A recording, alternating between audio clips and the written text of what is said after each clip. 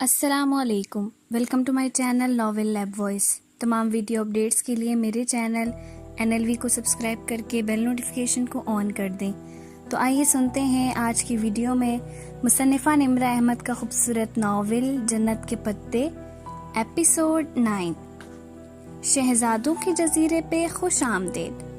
किसी ने बहुत आहिस्ता से उसके अकब में कहा था। वो करंट खाकर पलटी। लॉबी तारीक थी, अलबत्ता अंदर की सिमत मुड़ती राहदारी के आखिरी सिरे पे कोई टमटमाती सी जर्द रोशनी दिखाई दे रही थी। वो आवाज भी वहीं से आई थी। उसने पलटकर आखिरी बार दरवाजे की नाप को घुमाया। वो जामिद रहा। अब इसे इस महल से निकलने का कोई दूसरा रास्ता तलाश करना था। जो बेवकूफ़ी वो कर चुकी थी उसे अंजाम तक पहुंचना ही था। वो आंखें सुकेड़ कर इस अंधेरे में देखती आगे बढ़ी। तारीक राहदारी के इस पार कोई बड़ा सा कमरा था, शायद लिविंग रूम। घुप अंधेरे में वो जर सी मोमबत्तियों की रोशनियां वहीं से आ रही थीं। कौन? उसने चौकन्ने अंदाज में पुकारा। वो लिविंग रूम की चौखट पे आन खड़ी हुई थी और उसको खुश आमदेद कहने वाली औरत वहीं सामने ही थी। लंबे स्कर्ट और स्वेटर में मलबूस, स्कार्फ चेहरे के गिर्द लपेटे, वो झुर्रियों ज़्यादा चेहरे वाली एक मुअम्मर खातून थी। वो लिविंग रूम के दूसरे सिरे पे खड़ी हाथ में पकड़ी मोमबत्ती से स्टैंड पे रखी मोमबत्तियों को जला रही थी। एक एक करके सर्द पड़ी मोमबत्तियां जलने लगी थीं। आ जाओ, अंदर आ जाओ।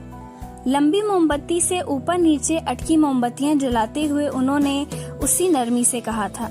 वो अपनी जगह से नहीं हिली, बस बिना पलक झपके इस पुरताईश लिविंग रूम के वस्त में रखी मेज को देखी गई, जिस पे रखा सुनहरी सितारों वाला क्लच मोमबत्तियों की हल्की जर्द रोशनी में चमक रहा था। ये तुम्हारा पर्स है, तुम उसे ले सकती हो। अगर मुझे यकीन होता कि तुम मेरे पास सिर्फ मेरे बुलावे पे आ जाओगी तो मैं उस बच्चे को ना भेजती। उसे माफ कर देना, उसकी मजबूरी थी। आओ बैठ जाओ, खड़ी क्यों हो? वो हाथ में पकड़ी मोमबत्ती लिए अब सामने रखी डाइनिंग टेबल की तरफ बढ़ गईं। वहां भी एक बड़ा सा कैंडल स्टैंड रखा नजर आ रहा था, जिसके ऊपर जगह जगह मोमबत्तियां सीधी खड़ी थीं। वो एक एक करके उन मोमबत्तियों को भी रोशन करने लगी। हया किसी मामूल की तरह चलती हुई आगे बढ़ी और बड़े सोफे के किनारे की नशिस्त पे जा टिकी। उसकी निगाहें अभी तक करीब रखी मेज पे धरे अपने सुनहरी क्लच पे थीं। कुछ खाओगी? उसने होले से नफी में सर हिलाया। बहुत सारी हिम्मत मुजतमा करके वो बमुश्किल कह पाई, आपने मुझे यहाँ किस लिए बुलाया है? मुझे तुमसे कुछ पूछना है और फिर तुम्हें कुछ बताना है। अब्दुर्रहमान आज सुबह की फ्लाइट से इंडिया चला गया है, मगर जाते जाते उसने ये काम मेरे जिम्मे लगाया था। वो अब उसकी जानिब पुश्त किए आखिरी मोमबत्ती जला रही थी। वो अब्दुर्रहमान के नाम पे हैरान नहीं हुई। उसने दोपहर में ही इस घर के बाहर गेट पे लगी तख्ती देख ली थी। उसके बावजूद जब वो बच्चा उस घर में दाखिल हुआ तो वो भी पीछे चली गई। वो सिर्फ अपने पर्स के लिए आई थी या किसी मुअम्मे के हल के लिए? वो किसी नतीजे पे पहुंचने से कासिर थी। आपका अब्दुर्रहमान पाशा से क्या रिश्ता है? वो बोली तो उसकी आवाज जर्द रोशनी की मानिंद मदहम थी। आहिस्ता आहिस्ता उसका खौफ जायल हो रहा था। मैं अब्दुर्रहमान की माँ हूँ। उन्होंने हाथ में पकड़ी मोमबत्ती मेज पे रखी और उंगली की पोरों पे लगी मोम खुरसी, फिर पलटकर उसकी तरफ आई। अब्दुर्रहमान ने तुम्हें मिलने का कहा था, लेकिन जब तुमने इनकार किया तो भले वो हाथों और दामन का साफ ना हो, दिल का इतना साफ है कि वो रुका नहीं। अलबत्ता जाते जाते उसने मेरे जिम्मे ये काम लगाया था कि मैं तुमसे मिल लूं और तुम्हें उन सवालों के जवाब दे दूं जो तुम्हारे जहन में कुल बुलाते रहते हैं। वो दम साधे खामोशी से उस मुअम्मर औरत को देखी गई जो ठहर ठहर कर बोल रही थी। उन दोनों के दरमियान रखी कॉर्नर टेबल पे एक फोटो फ्रेम था। उसमें दो चेहरे मुस्कुरा रहे थे, एक वही मुअम्मर खातून और दूसरा उनके साथ एक 35-26 बरस का मर्द, जिसके बाल घुंघराले और लंबे थे। आंखों पे फ्रेमलेस चश्मा था, चेहरे पे छोटी सी दाढ़ी जिसमें जगह जगह सफेद बाल झलकते थे। निहायत गहरी सांवली रंगत का वो शख्स बहुत ही आम सा कबूल सूरत मर्द था। इससे पहले कि मैं कुछ बताऊं, तुम अगर कुछ पूछना चाहती हो तो पूछ लो।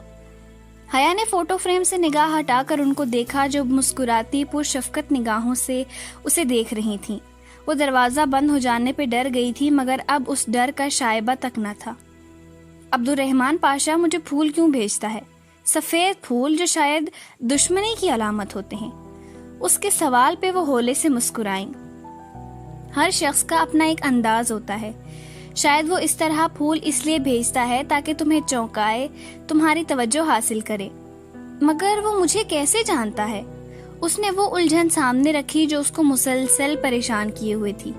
میں تمہیں یہی بتانا چاہتی تھی. انہوں نے ایک گہری سانس لی. دسمبر میں تم نے کسی چیریٹی ایونٹ میں شرکت کی تھی. وہ اسلام آباد میں اس وقت اسی ہوٹل میں تھا. وہاں اس نے تمہیں پہلی دفعہ دیکھا تھا اور اسی رات پہلی دفعہ پھول بھیجے تھے. ایک دم سے اس کی اس 2-2.5 ماہ کی بے چینی کا اختتام ہو گیا. اسے فوراً سے یاد آ گیا. جس رات اسے سماجی کی طرف سے سلیکشن کی میل آئی تھی، اسی دوپہر اس نے وہ چیریٹی لنچ اٹینڈ کیا تھا جو زارا کی کزن کی کسی اسٹوڈنٹ فیڈریشن کے تعاون سے منعقد کیا گیا تھا. اس میں شہر کے کئی بزنس مین اور دیگر بااثر شخصیات نے شرکت کی تھی. وہ اور زارا بھی یوں ہی چلی گئی تھیں. یقیناً اسے عبد الرحمن پاشا نے وہیں دیکھا تھا. یہ ممکن تھا. تمہیں وہ ڈولی نامی خواجہ سرا تو یاد ہوگا. اسے عبد الرحمن نے ہی تمہارے تعاقب پہ لگایا تھا. ڈولی اس کے آبائی گھر کا پرانا خادم ہے. برسوں سے ہمارے ساتھ ہے اور وہ صرف تمہاری مدد کے لیے تمہارے پیچھے آتا تھا. جہاں تک تعلق ہے اس میجر کا جس کو تم نے اس کی ماں اور بہن کے سامنے بے عزت کیا تھا، اس کی بھی مدد عبد الرحمن نے تمہاری ویڈیو ہٹوانے کے لیے ہی لی تھی. یہ الگ بات ہے کہ وہ میجر کرنل گیلانی کا بیٹا ہے. کرنل گیلانی جانتی ہو کون ہے؟ اس نے دھیرے سے نفی میں سر ہلایا. کرنل گیلانی وہ تھے جن کو تمہارے پھوپھا نے ملک چھوڑتے ہوئے اپنے کیے میں پھنسا دیا تھا. بے گناہ ہوتے ہوئے بھی کرنل گیلانی نے کئی سال سزا کاٹی اور گو کہ وہ بعد میں رہا ہو گئے تھے. انہوں نے قید کی صعوبتوں میں لگنے والی بیماریوں کے ہاتھوں زندگی ہار دی. اس میجر کی شادی ہونے والی ہے. اس نے تمہیں صرف اپنے کسی ذاتی منصوبے کے لیے پھنسانا چاہا تھا، مگر تم بے فکر رہو، وہ اب تمہیں تنگ نہیں کرے گا. تو یہ تھا سارا کھیل. ایک بااثر شخص کے اپنی محبت کو پا لینے کے لیے استعمال کردہ کچھ مہروں کی کہانی. ساری گتھیاں سلجھ گئی تھیں. اب آپ مجھ سے کیا چاہتی ہیں؟ وہ ذرا سرد لہجے میں بولی. تم یہ گھر دیکھ رہی ہو؟ بیوقدا میں اس وقت بجلی کا کوئی پول مرمت کے باعث کام نہیں کرنا، سو اس علاقے میں بجلی بند ہے. ورنہ تم دیکھتی کہ جس گھر میں تم بیٹھی ہو وہ بیوقدا کا سب سے خوبصورت، سب سے عالی شان محل ہے. یہ دولت، یہ شان و شوکت، یہ طاقت، یہ سب کچھ، اور ایک ایسا شخص جو تم سے واقعتاً محبت کرتا ہے، یہ سب تمہارا ہو سکتا ہے اگر تم اسے قبول کر لو، اگر تم عبد الرحمن سے شادی کر لو. میں نے یہی کہنے کے لیے تمہیں ادھر بلایا ہے. حیا نے ایک گہری سانس اندر کھینچی. آپ کو پتا ہے جب کوئی شخص کسی عورت کو اذیت دیتا ہے اور اس کی بے عزتی کا باعث بنتا ہے تو کیا ہوتا ہے؟ وہ عورت اس شخص کی عزت کرنا چھوڑ دیتی ہے. میں نے بھی عبد الرحمن پاشا کی عزت کرنا چھوڑ دی ہے. میں شادی شدہ ہوں، اس لیے میرا جواب صاف انکار ہے. کیا ہے اس ایک معمولی سے ریسٹورنٹ اونر کے پاس جو عبد الرحمن کے پاس نہیں ہے؟ وہ ذرا حیران ہوئی تھی. اس کے پاس حیا سلیمان ہے اور عبد الرحمن پاشا کے پاس حیا سلیمان نہیں ہے. وہ بہت استہزاء سے چبا چبا کر بولی تھی. وہ خاتون لاجواب سی خاموش ہو گئی. اور اگر وہ نہ رہے تب بھی تمہارا جواب انکار ہوگا؟ وہ ایک دم اندر تک کانپ گئی. یہ دھمکی ہے؟ نہیں، محض ایک سوال ہے. میرا جواب پھر بھی انکار ہوگا. ٹھیک ہے، پھر تم بے فکر ہو جاؤ. عبد الرحمن زبردستی کا قائل نہیں ہے، نہ وہ عشق میں جوگ لینے والا شخص ہے. وہ آج کے بعد نہ تمہیں فون کرے گا، نہ تمہارا پیچھا کروائے گا، نہ ہی تمہارے راستے میں آئے گا. ویسے بھی وہ 2-2.5 ماہ سے قبل انڈیا سے واپس نہیں آ پائے گا اور اس کے آنے تک تم جا چکی ہوگی. اس نے مجھ سے کہا تھا کہ اگر تمہارا جواب انکار میں ہو تو میں تمہیں اس چیز کی گارنٹی دے دوں کہ وہ تمہیں اب کبھی پریشان نہیں کرے گا. تم جا سکتی ہو. آخری فیری 8 بجے نکلے گی. اگر تم چاہو تو ٹکٹ کے پیسے... بہت شکریہ، میرے پاس پیسے ہیں. اس نے اپنا کلچ اٹھایا اور تیزی سے اٹھی. سنو، تم اچھی لڑکی ہو. کبھی دوبارہ بیوقدا آنا تو ادھر ضرور آنا. مجھے تم سے مل کر خوشی ہوگی، مگر مجھے نہیں ہوگی. وہ واپس پلٹ گئی. نیم تاریک راہداری کے دوسرے پہ بنے دروازے کا ناب اس نے گھمایا تو وہ کھل گیا. وہ دروازہ کھول کر باہر آ گئی. پتھر بن جانے کے خوف سے اس نے پیچھے مڑ کر نہیں دیکھا. باہر شام کی نیلگوں روشنی ڈوب رہی تھی، ہر سو اندھیرا چھانے لگا تھا۔ وہ دروازہ بند کر کے آگے روش پہ آئی۔ اسی پل باہر سے کسی نے سفید گیٹ کھولا۔ نیم اندھیرے میں بھی اسے وہ دونوں صاف نظر آ رہی تھیں۔ وہ ترک میں باتیں کرتی، ہاتھ میں ہاتھ ڈالے چلی آ رہی تھیں۔ وہی گہرے جامنی فراک والی بچی اور بھورے سکارف والی بڑی لڑکی جس کے بازو میں جنگلی پھولوں سے بھری ٹوکری تھی۔ وہ مگن سی بتی کا ہاتھ تھامے چلی آ رہی تھی۔ اسے سامنے سے آتا دیکھ کر ٹھٹک کر رکی۔ حیا تیز قدموں سے چلتی آگے بڑھ گئی۔ بھورے سکارف والی لڑکی رک کر گردن موڑے اسے جاتے دیکھے گئی۔ بچی نے اسے جھنجھوڑا تو وہ چونکی، پھر سر جھٹک کر اندر کی طرف آنے لگی، دروازے کی جانب بڑھ گئی۔ حیا تیز تیز قدم اٹھاتے ہوئے سڑک کے کنارے چل رہی تھی۔ سمندر کی طرف سے آتی ہوئی مزید سرد ہوا چلی تھی۔ نیلگوں سے آ پڑتی شام دم توڑ رہی تھی۔ جب تک وہ واپس بندرگاہ پہ پہنچی، شام اندھیرے میں بدل چکی تھی۔ تاریکی رات، ویران سمندر، پراسرار جزیرہ۔ اس کا دل چاہ رہا تھا کہ کوئی محفوظ جگہ ملے تو وہ پھوٹ پھوٹ کر رو دے۔ ابھی تو وہ رونے کی ہمت بھی نہیں کر پائے گی۔ رات کو فیری کتنے بجے آئے گی؟ اس نے ٹکٹ کی کھڑکی سے جھانکتے آفیسر سے پوچھا۔ اس کا موبائل جہان ساتھ لایا تھا مگر وہ واپس نہیں لے سکی تھی، اور جہان اور ڈی جے کے موبائل نمبرز اسے زبانی یاد نہیں تھے، ورنہ کہیں سے کال کر لیتی۔ وہ چلے گئے ہوں گے اور کتنے پریشان ہوں گے وہ اندازہ کر سکتی تھی۔ 8 بجے ٹکٹ چیکر نے جواب دیتے ہوئے بخور اسے دیکھا، پھر ساتھ رکھا کاغذ اٹھا کر دیکھا۔ آر یو حیا سلیمان، پاکستانی ٹورسٹ؟ اس نے کہنے کے ساتھ وہ پرنٹ آؤٹ اس کے سامنے کیا جس میں اس کی اور ڈی جے کی آج دوپہر کی کھینچی تصویر پرنٹ کی گئی۔ یس آئی ایم، میری فیری نکل گئی تھی، کیا میرے فرینڈز ادھر ہی ہیں؟ فرتی جذبات سے اس کی آنکھیں ڈبڈبا گئی تھیں۔ اس نے سوچ بھی کیسے لیا کہ وہ اسے چھوڑ کر چلے گئے ہوں گے۔ Police station, come to police station. اور جب وہ پولیس آفیسرز کے ہمراہ پولیس اسٹیشن پہنچی تو اندرونی کمرے میں اسے وہ دونوں نظر آ گئے۔ ڈی جے کرسی پہ سر دونوں ہاتھوں سے تھامے بیٹھی تھی، جبکہ جہان انگلی اٹھائے درستی سے سامنے بیٹھے آفیسر سے کچھ کہہ رہا تھا۔ آفیسر جواباً نفی میں سر ہلاتے ہوئے کچھ کہنے کی صحیح کر رہا تھا مگر وہ نہیں سن رہا تھا۔ چوکھٹ پہ آہٹ ہوئی تو وہ بولتے بولتے رکا اور گردن موڑی۔ وہ بھیگی آنکھوں سے دروازے میں کھڑی تھی۔ اس کی انگلی اٹھی نیچے گر گئی، لب بھینچ گئے۔ ایک دم ہی وہ کرسی کے پیچھے سے نکل کر اس کی جانب آیا۔ کدھر تھی تم؟ اس کی آنکھوں سے ٹپ ٹپ آنسو گرنے لگے۔ میں کھو گئی تھی، وہ بچہ میرا پرس لے کر بھاگا تو آدھے بیوقدہ نے تمہیں اس کے پیچھے بھاگتے دیکھا۔ عقل نام کی چیز ہے بھی تم میں یا نہیں؟ ایک پرس کے لیے تم اس کے پیچھے بھاگی۔ فیری چھوٹ جائے گی یا وہ تمہیں کوئی نقصان نہ پہنچا دے، تمہیں اس بات کا کوئی خیال تھا؟ وہ غصے سے چلایا۔ کیوں نہ بھاگتی میں اس کے پیچھے؟ پرس میں میرا پاسپورٹ تھا، سبانجی کا ID کارڈ تھا، پھر بعد میں پریشانی ہوتی کہ… اور جو ہمیں پریشانی ہوئی وہ… ہم 1.5 گھنٹے میں پاگلوں کی طرح تمہیں پورے جزیرے پہ ڈھونڈ رہے تھے۔ جانتی ہو ہماری کیا حالت تھی؟ ڈی جے جو اس کے چلانے کے باعث رک گئی تھی اب آگے بڑھی اور اس کے گلے لگ گئی۔ حیا تم بالکل پاگل ہو۔ اس کی آنکھیں رونے سے متورم تھیں۔ وہ دونوں پھر سے رونے لگی۔ حد ہوتی ہے غیر ذمہ داری کی، آئندہ میں تم دونوں کے ساتھ کہیں نہیں جاؤں گا۔ وہ بھنا کر کہتا واپس پولیس آفیسر کی جانب پلٹ گیا۔ وہ ابھی تک روئے جا رہی تھی۔ اسے پتا تھا لکڑی کا دروازہ دھکیل کر اندر آئی تو ہر سو اندھیرا چھایا تھا۔ لیونگ روم سے ٹمٹماتی زرد روشنی ڈھانک رہی تھی۔ آنے؟ اس نے جنگلی پھولوں کی ٹوکری لابی میں رکھے سٹینڈ پہ دھری اور بچی کا ہاتھ تھامے لیونگ روم کی طرف آئی۔ صوفے پہ معمر سی خاتون اسی طرح بیٹھی تھی۔ ان کے ہاتھ میں چند نوٹ تھے جو وہ گن کر علیحدہ کر رہی تھی۔ ساتھ ہی وہ لڑکا کھڑا ان نوٹوں کو دیکھ رہا تھا۔ السلام علیکم آنے، کیسے ہو عبداللہ؟ اس نے بچی کی انگلی چھوڑی اور کندھے سے پرس کی سٹرپ اتارتے ہوئے بڑی میز کی طرف آئی۔ میں ٹھیک ہوں عائشہ۔ لڑکے نے معمر خاتون کے بڑھائے گئے نوٹ پکڑے، گنے اور باہر بھاگ گیا۔ وہ بقیہ نوٹ واپس بٹوے میں رکھنے لگی۔ بجلی والا پول ٹھیک ہوا؟ بٹوا بند کرتے انہوں نے پوچھا۔ وہاں بندے کام تو کر رہے ہیں، ابھی گلی میں داخل ہوتے ہوئے ہم نے دیکھا تھا۔ عبداللہ کیوں آیا تھا؟ وہ میز کے ساتھ کھڑی اپنا پرس کھولتی کہہ رہی تھی۔ میرا کام تھا۔ انہوں نے بچی کا ہاتھ تھامتے ہوئے سرسری سا جواب دیا جو اب ان کے ساتھ صوفے پہ آ بیٹھی تھی۔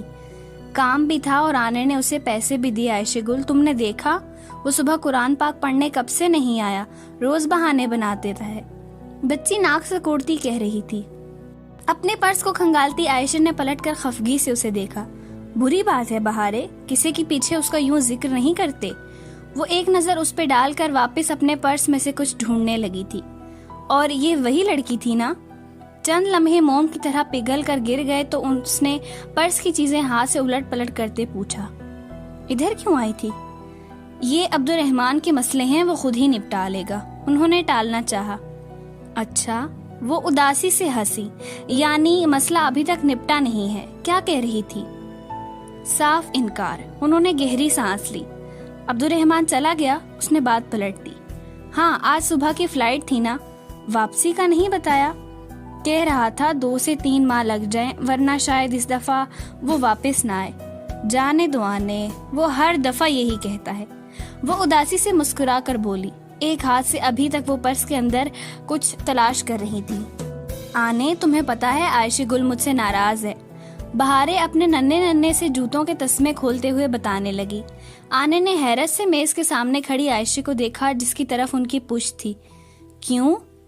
کیونکہ 7 دن کی تربیت کے بعد آپ کی چہیتی پہ یہ اثر ہوا ہے کہ آج یہ بازار میں عین سڑک کے وسط میں کھڑی اپنا پونچو کہیں گرا کر سیاہوں کے کیمروں میں تصویریں بنوا رہی تھی۔ ارے تو تم اسے سمجھا دو نا، یوں ناراض تو نہ ہو۔ کس کو سمجھاؤں؟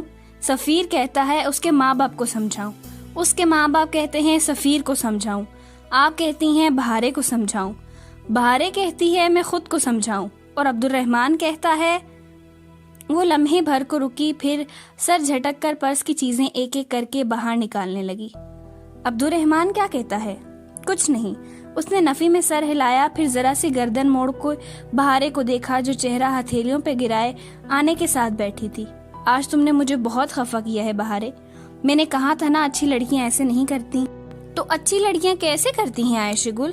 بہارے نے منہ بگاڑ کر اس کی نقل اتاری۔ اچھی لڑکیاں اللہ تعالیٰ کی ہر بات مانتی ہیں، وہ ہر جگہ نہیں چلی جاتی، ہر کسی سے نہیں مل لیتی، وہ ہر بات نہیں کر لیتی۔ اس نے پرس میز پہ الٹ کر جھاڑا۔ تو پھر میں بری لڑکی ہوں؟ بہارے پل بھر میں رونقی ہو گئی۔ نہیں، کوئی لڑکی بری نہیں ہوتی، بس اس سے کبھی کبھی ایسا کچھ ہو جاتا ہے جو برا ہوتا ہے، جس پہ اللہ اس سے ناراض ہو جاتا ہے۔ اور جانتی ہو جب اللہ ناراض ہوتا ہے تو وہ کیا کرتا ہے؟ کیا؟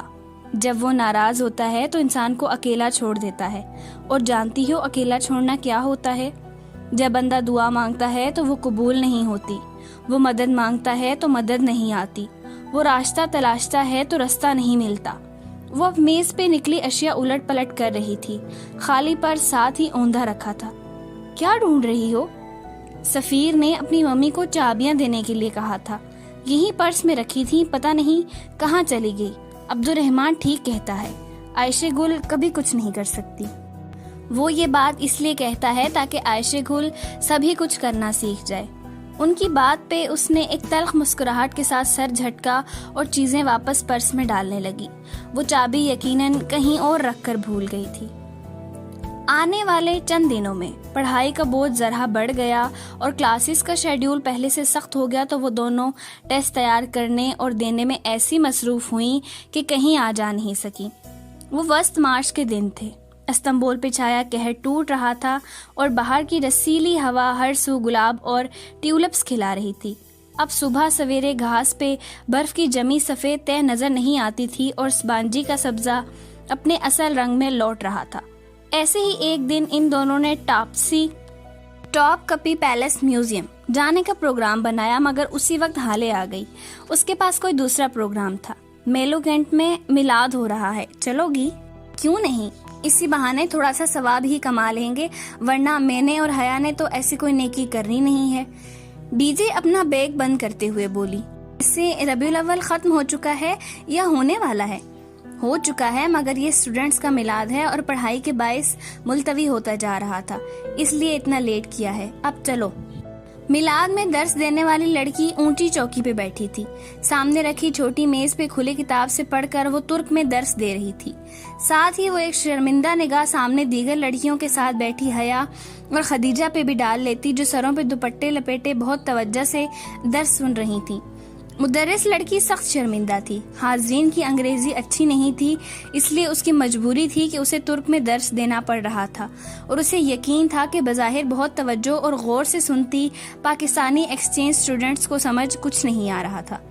درس ختم ہوا تو وہ لڑکی ان کی طرف آئی اور بہت معذرت خواہ انداز میں ان کو دیکھا. آپ کی سمجھ میں تو کچھ نہیں آیا ہوگا نا؟ لیں، سمجھ کیوں نہیں آیا؟ ڈی جے نے ناک سے مکھی اڑائی. پہلے آپ نے حجرہ اسد کو چادر پہ رکھنے والا واقعہ بتایا، پھر غار ہرا، وحی، مسلمانوں کی ابتدائی تکالیف، حضرت ابوبکر صدیق رضی اللہ تعالیٰ عنہ کی قربانیاں، ابو جہل بن ہشام کی گستاخیاں، حضرت عمر رضی اللہ تعالیٰ کا قبول اسلام، ہجرت مدینہ، پھر غزوہ بدر. لڑکی نے بے یقینی سے پلکیں جھپکائیں. آپ کو ترک آتی ہے؟ ترک نہیں آتی، مگر اپنی ہسٹری ساری سمجھ آتی ہے. وہ جواباً ہنس کر بولی. ترک اردو جیسی ہی لگتی تھی، اور وہ واقعتاً وہ صحابہ کرام کے اسماء سب سمجھ پا رہی تھی. شکریہ شکریہ. وہ اتنی خوش ہوئی کہ اس کا چہرہ گلابی پڑ گیا. میلاد ختم ہوا تو حالے کی امی کا فون آ گیا. انہیں کوئی ضروری کام تھا، سو حالے نے ان کے ساتھ آگے جانے سے معذرت کر لی. اب انہیں ٹاپ کپی پیلیس اکیلے جانا تھا. 2 لوگ اکیلے تو نہیں ہوتے. وہ ٹاکسم اسکوائر پہ بس سے اتری تو حیا نے اسے تسلی دی. ڈی جے ہنس پڑی. پھر بھی تیسرے کو ساتھ لینے میں کیا حرج ہے؟ وہ استقلال اسٹریٹ کی جانب مڑی تو قدم خود بخود برگر کنگ کی جانب اٹھے. وہ چلے گا ہمارے ساتھ؟ اس وقت کتنا غصہ کیا تھا اس نے، یاد ہے؟ وہ اس لیے کہ تمہیں ڈھونڈتے ہوئے وہ بہت فکر مند اور پریشان ہو گیا تھا، مگر اب تھوڑا سا اصرار کریں گے تو ضرور چلے گا. استقلال اسٹریٹ ویسے ہی رش سے بھری تھی. وہ دونوں بازو میں بازو ڈالے تیز تیز چل رہی تھیں. یہ ان کی دوستی کی علامت ہرگز نہیں تھی، بلکہ اسٹریٹ کے جیب کتروں سے بچاؤ کے لیے وہ اپنے ملے ہوئے کندھوں سے پرس لٹکاتی تھیں تاکہ چھینے نہ جا سکیں. حیا تو اس واقعے کے بعد بہت محتاط ہو گئی تھی. اب بھی اس نے اپنے سفید کوٹ کے اوپر پرس یوں ڈال رکھا تھا کہ بائیں کندھے سے اسٹرپ گزار کر دائیں پہلو سے پرس لٹک رہا تھا. بال کھلے تھے اور دوپٹہ گردن کے گرد لپٹا تھا. ڈی جے نے بھی اسی طرح شلوار قمیض پہ سیاہ لمبا کوٹ پہن رکھا تھا. برگر کنگ میں خوب گہما گہمی تھی. اشتہا انگیز سی مہک سارے ماحول میں پھیلی تھی. وہ دونوں آگے پیچھے چلتے ہوئے کچن کی طرف کھلے دروازے کی طرف آئیں. سامنے طویل سا کچن تھا. ادھر ادھر ایپرن اور ٹوپیاں پہنے 2-4 افراد آ جا رہے تھے. ایک سلیب کے ساتھ وہ بھی کھڑا تھا. جینز اور شرٹ پہ سفید ایپرن پہنے، ہاتھ میں بڑا ٹوکا لیے، وہ کٹنگ بورڈ پہ رکھے گوشت کے بڑے بڑے ٹکڑوں کو کھٹا کھٹ کاٹ رہا تھا. Good morning manager. دونوں نے چوکھٹ میں کھڑے ہو کر باآواز بلند پکارا تو اس کا تیزی سے چلتا ہاتھ رکا. اس نے گردن اٹھا کر انہیں دیکھا، پھر سر سے پاؤں تک ان کا جائزہ لیا. دونوں جوگرز پہنے، پھولے ہوئے ہینڈز بیگ اٹھائے ہوئے تھی. حیا کے ہاتھ میں رول کیا ہوا استنبول کا نقشہ تھا اور ڈی جے کے ہاتھ میں ایک گائیڈ بک. گویا وہ پوری تیاری سے آئی تھی. Good morning. وہ واپس گوشت کی طرف متوجہ ہوا اور دوسرے ہاتھ سے ایک چھوٹی سی سٹینڈ پہ لگی تختی اٹھا کر سامنے کاؤنٹر پر پٹخ کر رکھی. اس پر لکھا تھا I am busy, do not disturb me. حیا اور خدیجہ نے ایک دوسرے کو دیکھا. پھر حیا وہیں چوکھٹ کے ساتھ ٹیک لگائے بازو سینے پہ لپیٹ زیر لب مسکراتے ہوئے اسے دیکھنے لگی، جبکہ ڈی جے مسکراہٹ دبائے آگے بڑھی. ہم ٹاپ کپی پیلس جا رہے ہیں. خدیجہ نے کاؤنٹر کے سامنے آ کر اطلاع دی.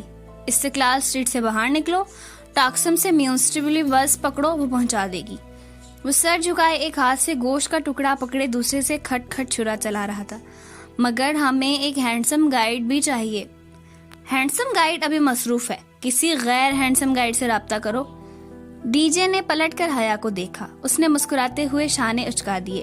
وہ واپس جہان کی طرف گھومی. تو آپ ہمارے ساتھ نہیں چلیں گے؟ بالکل بھی نہیں. تم میں سے کوئی پھر ٹاپ کپی کے قلعے میں گم ہو جائے گی اور میرا پورا دن برباد ہوگا. ایک دفعہ پھر سوچ لیں. لکھ کر دے دوں؟ وہ کہتے ہوئے ٹکڑوں کو ایک طرف ٹوکری میں رکھنے لگا. اس کے ہاتھ مشینی انداز میں چل رہے تھے. اچھا ایک بات بتائیں، استقلال اسٹریٹ میں جیب کترے ہوتے ہیں نا؟ ڈی جے نے اس کے سلور سمارٹ فون کو دیکھتے ہوئے کہا جو قریب ہی چارجنگ پہ لگا تھا. ہاں تو سمجھے آپ کی جیب کٹ گئی. ڈی جے نے ہاتھ بڑھا کر فون اچکا, تار نکالی اور حیا کے ساتھ آ کھڑی ہوئی. فون والا ہاتھ اس نے کمر کے پیچھے کر لیا تھا. کیا مطلب؟ اسے شدید قسم کا جھٹکا لگا تھا. وہ ہاتھ روک کر انہیں دیکھنے لگا. مطلب یہ ہے کہ اگر آپ ہمارے ساتھ ٹاپ کپی پیلس نہیں جائیں گے تو ہم اس موبائل کو بیچ کر آدھا جواہر تو خرید ہی لیں گے. ویسے فون اچھا رکھا ہوا ہے آپ نے. وہ الٹ پلٹ کر موبائل دیکھنے لگی. پاکستانی روپے میں 2-2.5 لاکھ سے کم کا تو نہیں ہوگا. وہ چھرا رکھ کر ان کے سر پہ آ پہنچا. میرا فون واپس کرو.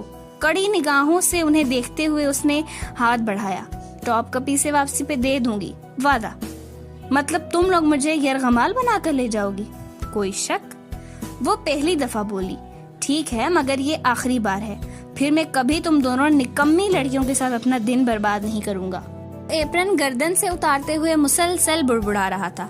اور اگر آج تم دونوں میں سے کوئی کھوئی تو میں بہت برا پیش آؤں گا. ہاتھ دھو کر جیکٹ پہنتا وہ ان کے ساتھ باہر نکلا. ٹاپ کپی سرائے کے سامنے وہ سبزہ زار پہ ساتھ ساتھ چل رہے تھے.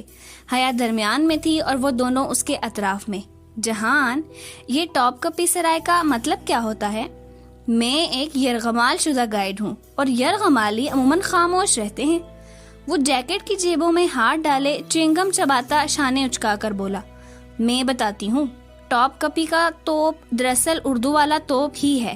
وہ جیسے تقسیم ٹاکسم بنا ویسے ہی توپ ٹاپ بن گیا. کپی کہتے ہیں گیٹ کو اور سرائے ہو گیا محل. تو ٹاپ کپی سرائے بنا cannon gate palace. I am genius, ہے نا جہان؟ میں نہیں بول رہا. وہ سخت خفا تھا. ٹاپ کپی پیلس 400 سال تک سلاطین کا محل رہا تھا. سرمئی عظیم الشان قلعہ نما محل جہاں خاص کمروں کو پہرے دار گونگے بہرے ہوا کرتے تھے تاکہ راز دیواروں کے باہر نہ نکلیں, اور جس کے کون نما مینار شاہانہ انداز میں اوپر کو اٹھے ہوئے تھے. سلطان کا عظیم ورثہ اور اثاثے, چینی پورسلین کے نیلے اور سفید رنگ کے ایسے برتن جن میں اگر زہریلا کھانا ڈال دیا جاتا تو برتن کا رنگ بدل جاتا. 86 قیرات کے جواہر سے مزین سلطان کے شاہی لباس نگاہوں کو خیرہ کرتے تھے. یہ منحوس گارڈ ہمارے سر پہ کھڑا نہ ہوتا تو میں کسی طرح 2-4 ہیرے تو توڑ ہی لیتی. ڈی جے آنکھیں چندیا دینے والے قیمتی پتھروں کو دیکھ کر سخت ملال میں گھر چکی تھی. پویلین آف ہولی مینٹل کے حصے میں دینی مترکبات تھے. وہ ایک اونچا ہال تھا, منقش در و دیوار, رنگ برنگی ٹائل سے سجے چمکتے فرش, بلند و بالا ستون. حیا ارد گرد نگاہیں دوڑاتی شیشے کی دیواروں میں مقید تاریخی اشیاء کو دیکھتی آگے بڑھ رہی تھی. دفعتاً ایک جگہ رکی اور شوکیس میں سجے ایک تبرک کو دیکھا. وہ ایک ٹیڑھی رکھی ہوئی چھڑی تھی, بھوری سی چھڑی جو شیشے میں مقید تھی. وہ گردن ترچھی کر کے اس کو دیکھنے لگی, پھر ادھر ادھر نگاہیں دوڑائیں. کیپشن سامنے ہی لگا تھا, اسٹاف آف موسیٰ, حضرت موسیٰ علیہ السلام کا عصا. اس کی سکیڑ کر پڑتی آنکھیں پوری کھل گئی, لب بھی نیم واہ ہو گئے. لمحے بعد وہ دور کھڑی ڈی جے کا بازو قریباً دبوچ کر اسے ادھر لائی. ڈی جے, یہ حضرت موسیٰ علیہ السلام کا عصا ہے؟ ریلی؟ اس نے بے یقینی سے پلکیں جھپکی. مگر یہ ان کے پاس کیسے پہنچا؟ وہ دونوں گھوم پھر کر ہر زاویے سے اس کو دیکھنے لگیں. جہان بھی جیبوں میں ہاتھ ڈالے خاموشی سے چلتا ان کے پاس آ کھڑا ہوا تھا. اس کے لیے تو سب پرانا تھا, مگر وہ دونوں تو مارے جوش کے راہداری میں آگے پیچھے ایک ایک تبرک کی طرف لپک رہی تھیں. ان کے دوپٹے سروں پہ آ گئے تھے.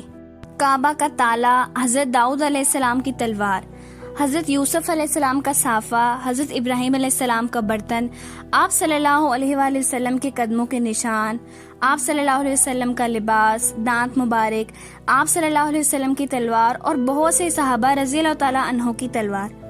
ڈی جے, کیا یہ شیشے کی دیوار غائب نہیں ہو سکتی اور ہم اس تلوار کو چھو نہیں سکتے؟ وہ دونوں نبی پاک صلی اللہ علیہ وسلم کی تلوار کے سامنے کھڑی تھیں. کوئی ایسا مقناطیسی اثر تھا اس تلوار میں کہ مقابل کو باندھ دیتا تھا. مگر ہم اس قابل کہاں ہیں حیا؟ خدیجہ نے تعصب سے سر ہلایا. وہ ابھی تک یوں ہی اس تلوار کو دیکھ رہی تھی. اگر ہم اس کو چھو سکتے تو جانتی ہو کیا ہوتا؟ 14 صدیوں کا فاصلہ ایک لمس میں طے ہو جاتا, مگر ہمارے ایسے نصیب کہاں. जहान, ये सब तबरुकात असली है ना? जहान ने धीरे से शाने उचकाए। मैंने कभी ना उन पे रिसर्च की, ना कोई रिसर्च पढ़ा। कभी इम्कान है कि ये सब असली हैं। कहने वाले कहते तो हैं कि मुसलमानों के रेलिक्स यानी तबरुकात भी उतने ही नकली हैं जितने ईसाइयों के, मगर अल्लाह बेहतर जानता है। ये असली हैं। मेरा दिल गवाही दे रहा है कि ये सब हमारे अंबिया से वाबस्ता रहने वाली अशिया हैं। तहरीक खिलाफत इन्हीं मुतबरकात और मुकम्मात के तहफ़्फ़ुज़ के लिए चलाई गई थी। डीजे को मुआशरती उलूम का भूला बसरा सबक याद आ गया।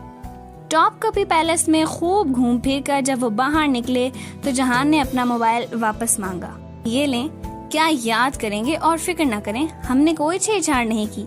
सिक्योरिटी लॉक कोई पासवर्ड होता तो मैं खोलने की जरूर कोशिश करती, मगर आपने तो फिंगरप्रिंट इंटली लगा रखी है। डीजे के हाथ से फोन लेते हुए वो मुस्कुराया था। टॉप कपी के साथ एक रेस्टोरेंट से जहां ने इनको बहुत अच्छा सा खाना खिलाया। तुर्की का अब तक का बेहतरीन खाना, और खाने के दौरान ही खदीजा सर दर्द की शिकायत करने लगी। जब तक खाना खत्म हुआ वो बहुत यरमुज्दा सी दिखाई देने लगी थी। उसका सर एकदम ही दर्द से फटने लगा था। मेरा ख्याल है वापस डोरम में जाकर रेस्ट करूं, तुम लोग अकेले घूमो फिरो। उसकी तबीयत वाकई खराब लग रही थी, सो उन्होंने जाने दिया। वो चली गई तो वो दोनों टॉप कपी की पिछली तरफ आ गए। वहाँ एक वसी और अरीज सफेद संगे मरमर के चमकते फर्श वाला बरामदा था, जिसे सफेद सुतूनों ने थाम रखा था। बरामदे के आगे फासले फासले पर चौकोर चबूतरे बने थे, जिनके सामने टेरेस की तरह चंद गज चौड़ा खुला अहाता था।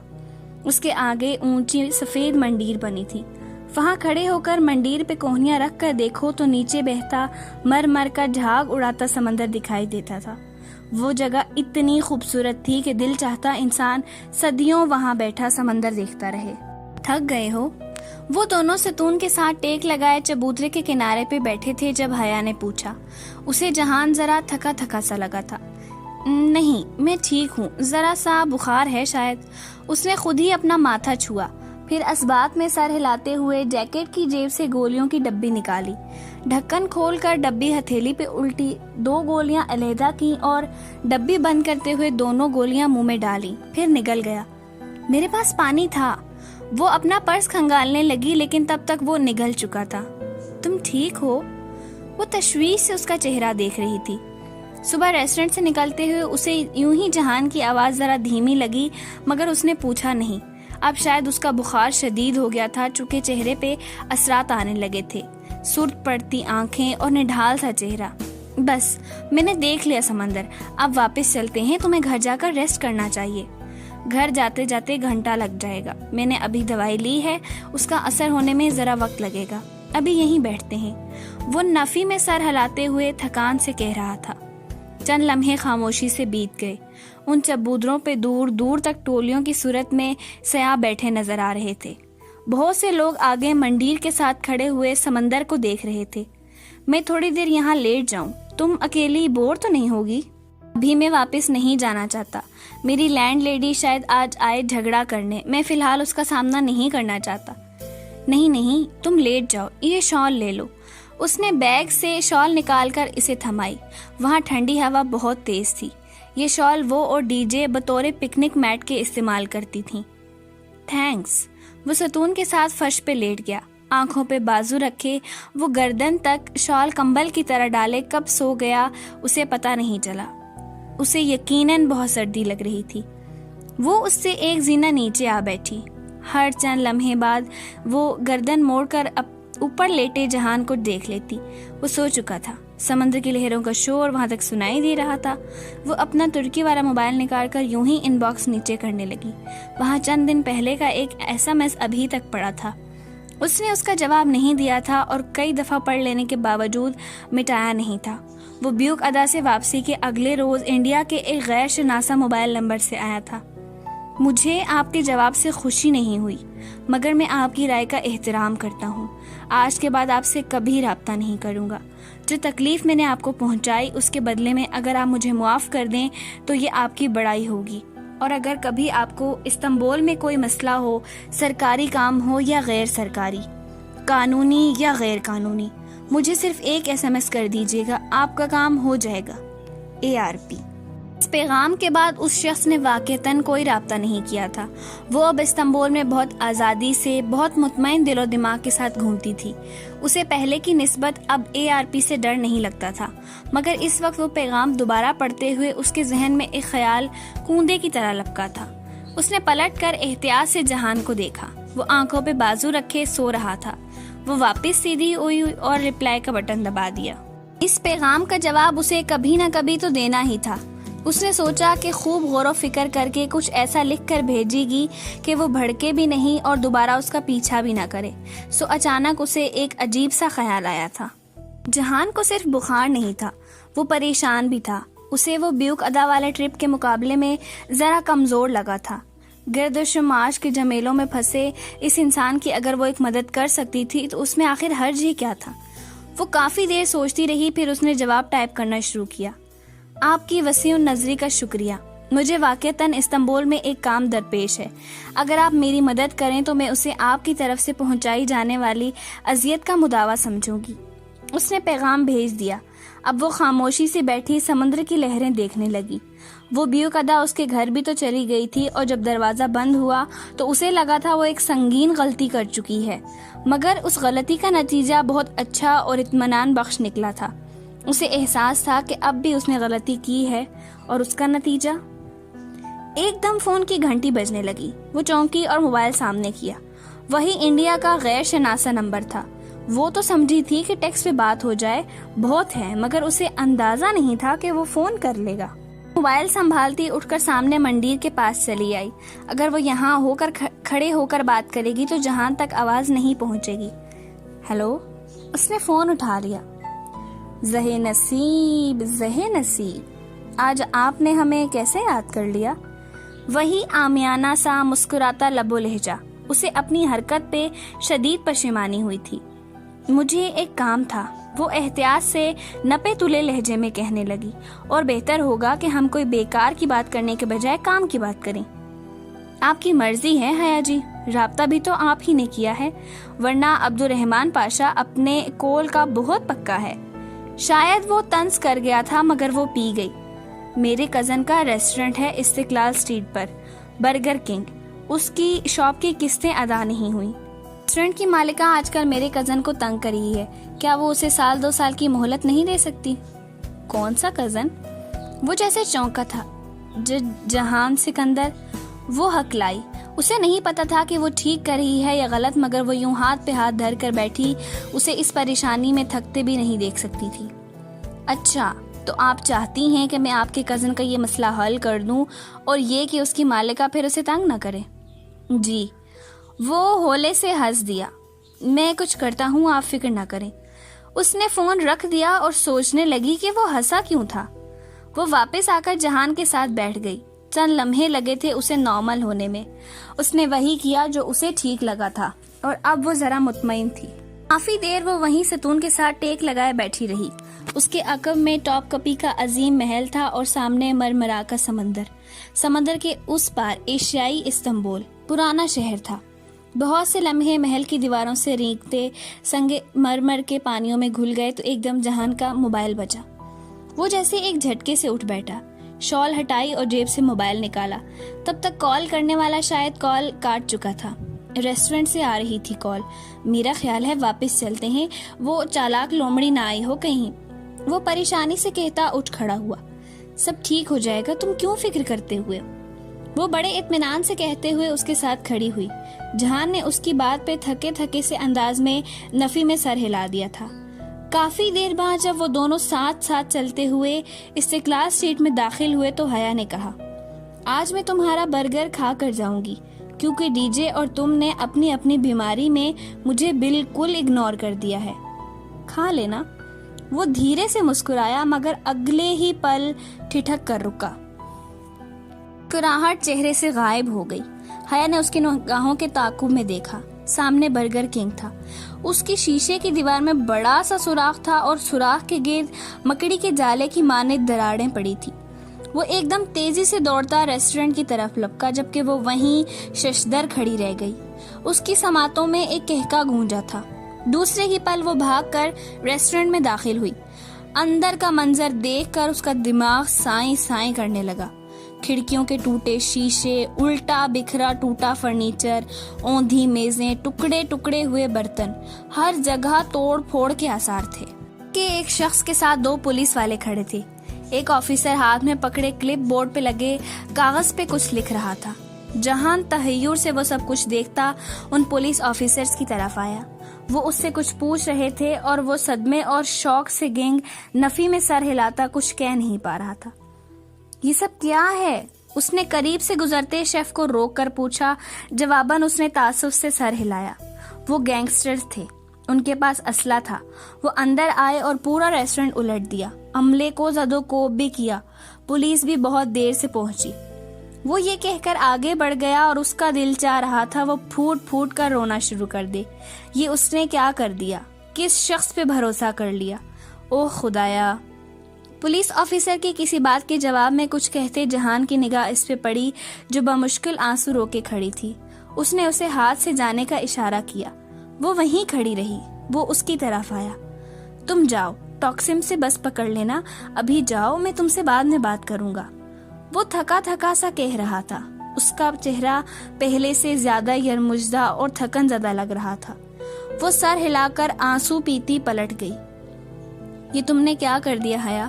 جو اس کے پاس تھا اسے بھی ضائع کرا دیا۔ آئی ہیٹ یو حیا، آئی ہیٹ یو۔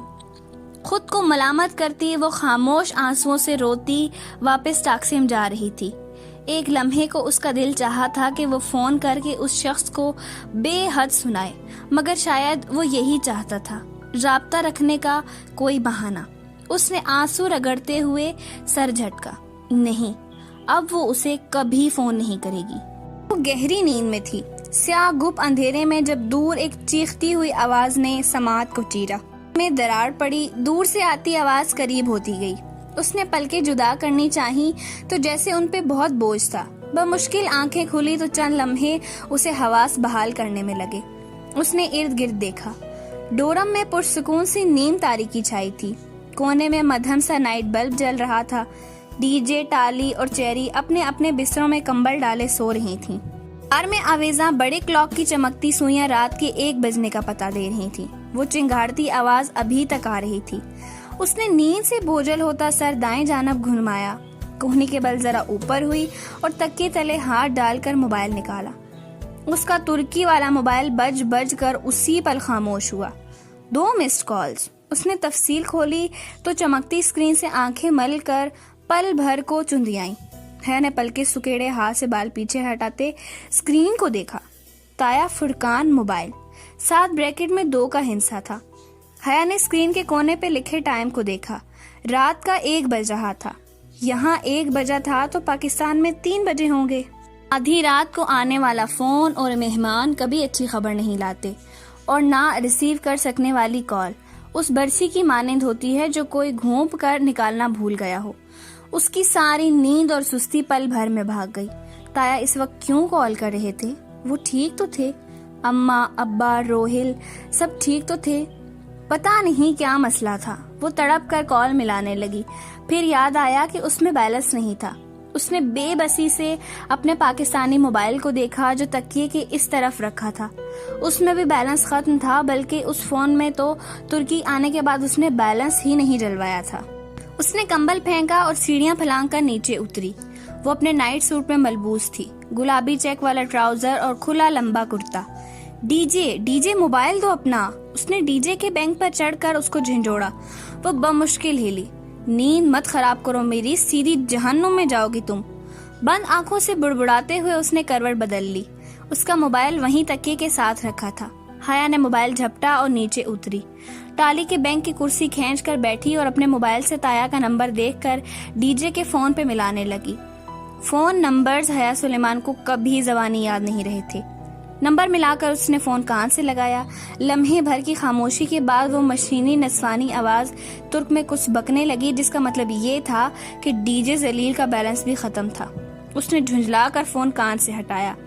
یورپی یونین کا سارا اسکالرشپ استقلال اسٹریٹ اور جواہر میں شاپنگ پہ اڑا دینے والیوں کے ساتھ یہی ہونا چاہیے تھا۔ اسی پل فون پھر سے بجا۔ تایا فرقان کالنگ۔ اس نے جھٹ سے کال اٹھائی۔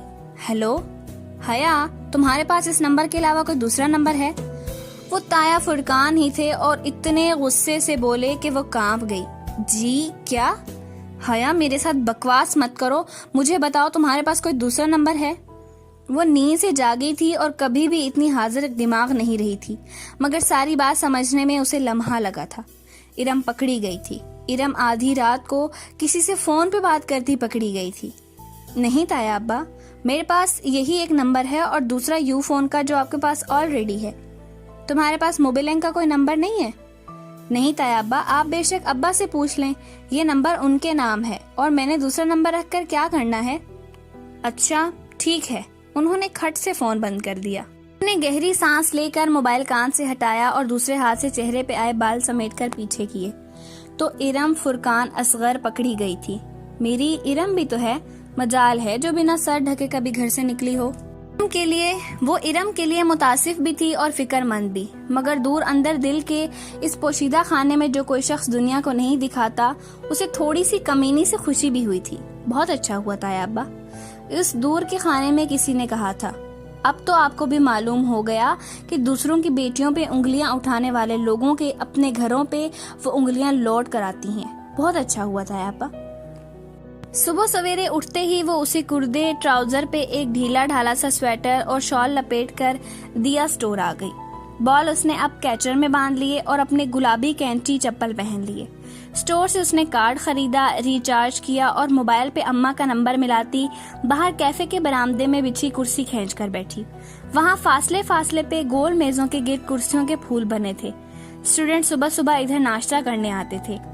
सामने स्पांजी का खूबसूरत फवारा नस्ब था, गोल चक्कर में मुकई फवारा जिसकी पानी की धार बहुत नीचे जाकर गिरती। इतनी सुबह सुबह फोन कैसे किया? खैरियत? फातिमा जरा फिक्रमंद हो गई। तो क्या मैं आपको ऐसे याद नहीं कर सकती?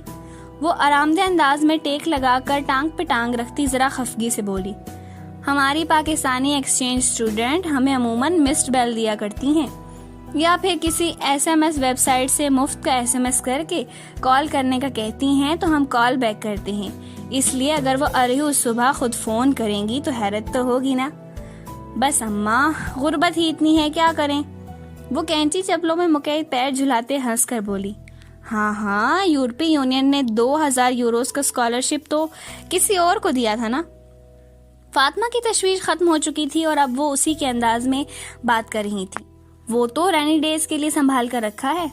कौन से रैनी डेज? स्प्रिंग ब्रेक अम्मा, और यहाँ स्प्रिंग ब्रेक के दिनों में खूब बारिश होती है, इसलिए मैं और डीजे स्प्रिंग ब्रेक में पूरा तुर्की घूमने का सोच रहे हैं। और लगता है आजकल आप साइमा ताई की कंपनी में रह रही हैं, सुबह ही सुबह तंज किए जा रही हैं। अच्छा सब कुछ छोड़ें, ये बताएं घर में सब खैरियत है? हाँ सब ठीक है। ताया फुरकान की तरफ भी? उसने हाथ से वेटर को इशारा किया। वो करीब आया तो उसने मेन्यू कार्ड पे बने डोनट पे उंगली रखी, फिर उंगलियों से विक्ट्री का निशान बनाया तो वो समझकर वापस मुड़ गया। हाँ क्यों, किसी ने कुछ कहा है? नहीं, मगर रात ताया अब्बा का फोन आया था। अच्छा आप जाकर उनको कह मत आइएगा। लो, मैं क्यों कहूँगी? फातिमा उल्टा खफा हुई, मगर वो जानती थी कि माओ का भरोसा नहीं होता। लाख कहो कि ना बताइएगा, फिर भी अपने अगले पिछले हिसाब चुकाते वक्त किसी न किसी मौका पे उस बात को इस्तेमाल कर ही लेती थी। मगर एक अच्छी बेटी की तरह से पूरी बात माँ के गोश गुजार किए बगैर डोनट्स कहाँ हजम होने थे। सो सारी बात दोहरा दी, बस इरम का मैसेज पढ़ने वाला किस्सा गोल कर गई। अच्छा पता नहीं, हमें तो कुछ पता नहीं चला। वो कुछ देर इसी बात पे तबसरा करती रही, फिर एकदम याद आने पे बोली, लो मैं बताना ही भूल गई, महविश की शादी तय हो गई है। उन्होंने जाहिर चचा की बेटी का नाम लिया जिसकी निस्बत काफी अरसे से अपने मामूजात से तय थी। अच्छा कब? उसे खुशगवार हैरत हुई। तुर्की आते वक्त सुना तो था कि अप्रैल की कोई तारीख रखेंगे, मगर उसे भूल गया था। हफ्ता हो गया है रखे हुए, जब भी बात होती है बताना भूल जाती हूँ। फिर उन्होंने जो तारीख बताई वो अप्रैल में उनके स्प्रिंग के दरमियान आती थी। तब तो डीजे और मैं अजीम सल्तनत तुर्किया की सैर कर रहे होंगे। सबीन को बुलाया तो है, मगर कह रही थी कि सिकंदर भाई की तबीयत आजकल खराब रहती है, वो नहीं आ सकेगी। मैंने जहान को कहा था भेजने का। अच्छा है वो भी आ जाए, तुम दोनों साथ शादी अटेंड कर लेना। मगर वो कह रही थी कि मुश्किल है। उसने फोन को कान से हटाकर घूरा और फिर हंस दी। अम्मा भी कभी कभी लतीफे सुनाती थीं। वो इंतहाई गैर रोमांटिक से माँ बेटा कहाँ मानते ऐसे रोमांटिक ट्रिप के लिए। उसने सर झटक कर मोबाइल कान से लगाया। फातिमा कह रही थी, एक तो तुम्हारी फूफो की भी कोई बात मुबहिम नहीं करती। बिल्कुल, उसने तायद की। वेटर ने चॉकलेट और रंग बिरंगे दानों से सजे डोनट्स प्लेट में मेज पे रखे तो वो अलविदाई लम्हात कहने लगी। इरम के मुतालिक मजीद जानने की फिलहाल उसे तलब नहीं हो रही थी। बेवकदा, फिर बेवकदा। उस रोज वो शाम में जल्दी सो गई थी, सो इशा के बाद आंख खुली। कुछ देर पढ़ती रही, फिर रोहिल से स्काइप पे घंटा भर बातें की और उसे तुर्की का सफरनामा सुनाकर खूब भोर किया। और अब भूख लगी तो किचन में आई थी। डीजे ने आलू मटर बनाया था जो सालन कम और कोई गदला पानी ज्यादा लग रहा था, जिसमें मटर आलू और प्याज तैर रहे थे। वो नाक चढ़ाते हुए इस मलगूबे को गर्म करने के लिए प्लेट में डाल ही रही थी कि डीजे ने पीछे से आकर बताया कि इसने हाले और अंजुम बाजी के साथ बेवकदा जाने का प्रोग्राम बना लिया और कल सुबह 6 बजे की गोरसल शटल पकड़नी है। बेवकदा, फिर बेवकदा। वो ओवन का दरवाजा बंद करती चौंक कर पलटी। पल भर में उसकी आंखों में नागवारी सिमट आई थी। और अंजुम बाजी ने प्रोग्राम बनाकर मुझसे पूछा तो मैंने हामी भर ली। पानी की बोतल को खड़े खड़े मुंह से लगाते हुए डीजे ने शाने उचकाए। और यकीनन मेरी तरफ से भी भर ली होगी। बिल्कुल, मैं कोई नहीं जा रही बेवकदा, मेरी तरफ से अंजुम बाजी को इनकार कर दो। वो पलट कर चीजें उठाकर पटखने लगी। अंदाज में वाज़ेह झंझलाहट थी। क्यों, इतना तो खूबसूरत जजीरा है, मुझे नहीं जाना उधर, बस कह दिया ना।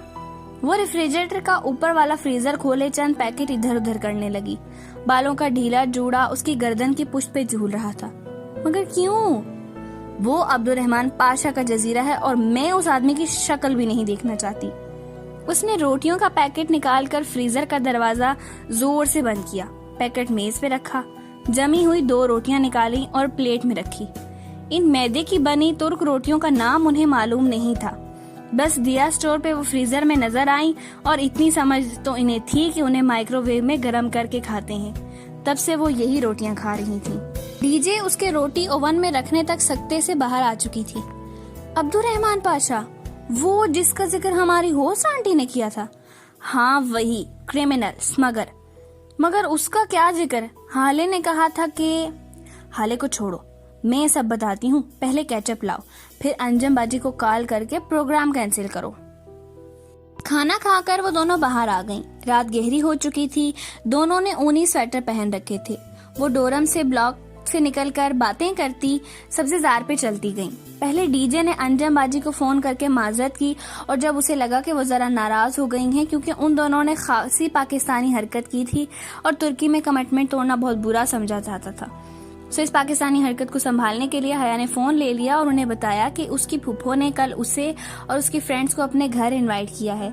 सो अंजुम बाजी इसकी दावत कबूल करके उनके साथ चलें। बेवकदा फिर किसी रोज चले जाएंगे। यूं अंजुम बाजी मान गई और अब वो दोनों चलते चलते दिया स्टोर के सामने वाले फवारे की मंजीर पे आ बैठी। फवारे का पानी छींटे उड़ाता हुआ नीचे गिर रहा था और इस पानी में बनते मिटते बुलबुलों को देखते हुए हया ने सारी कहानी अलफ्ता ये उसको सुना डाली। डीजे कितनी देर तो चुप बैठी रही, फिर आहिस्ता आहिस्ता सोच कर कहने लगी, तो वो पिंकी मेजर अहमद था जो हमें मार्केट में मिला था? बिल्कुल, और वो डोली असली ख्वाजा सरा था। शायद वो उनका पुराना मुलाजिम है। और तुम मुंह उठाकर उसके घर में चली गई? मुंह उठाकर क्या, मेरा पासपोर्ट था उस पर्स में और अच्छा ही हुआ, सारी बात तो क्लियर हो गई। वो अपनी गलती मानती ये नामुमकिन था, मगर तुमने उसे फोन करके बहुत गलती की, तो भुगत रही हूँ ना वो गलती। उस जालिम शख्स ने ये नहीं सोचा कि जहान के पास उस रेस्टोरेंट के अलावा कुछ नहीं है और उसने उसी को ऐसे तबाह बर्बाद कर दिया। अब वो यकीनन उसकी लैंड लेडी को शह देगा कि वो रेस्टोरेंट वापस हासिल कर ले। वो सख्त नादिम थी। तुम्हें क्या लगता है वो तुमसे वाकई मोहब्बत करता है? किसी को अजियत पहुंचाना मोहब्बत नहीं होती। कुछ देर वो यूं ही इसी बात को हर पहलू से डिस्कस करती रही। फिर डीजे ने हाथ उठाकर हतमी अंदाज में कहा, एक बात तो तय है, अब ये मामला खत्म हो चुका है, अब वो तुम्हारे पीछे नहीं आएगा। वो सर हिलाकर उठ गई। रात बहुत बीत चुकी थी, अब उनको वापस जाना चाहिए था। सब्ज़ार पे चलते डोरम ब्लॉक की तरफ बढ़ते हुए वो सोच रही थी कि अपने मसले किसी को बताने से हल नहीं होते। दिल का बोझ किसी के सामने हल्का फुल्का करते बाज दफा हम अपनी जात को ही दूसरों के सामने हल्का कर देते हैं। پریشانیاں بتانے سے کم ہو سکتی ہیں، ختم نہیں، جیسے اس کی پریشانی ابھی تک اس کے ساتھ تھی۔